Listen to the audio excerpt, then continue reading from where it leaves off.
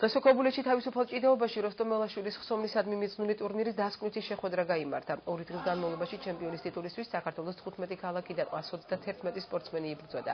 ჩემპიონები 14 წონით კატეგორიაში გამოვლიდნენ. შეჯიბრი ქობულეთის მუნიციპალიტეტის გამგეობის ორგანიზებით მე-6-ით ჩატარდა.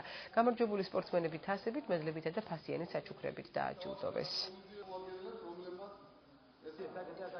შეჯიბრი ჩემთვის ძალიან წარმატებული იყო. იმედია შემდეგ ტურნირსაც მოვიდეთ.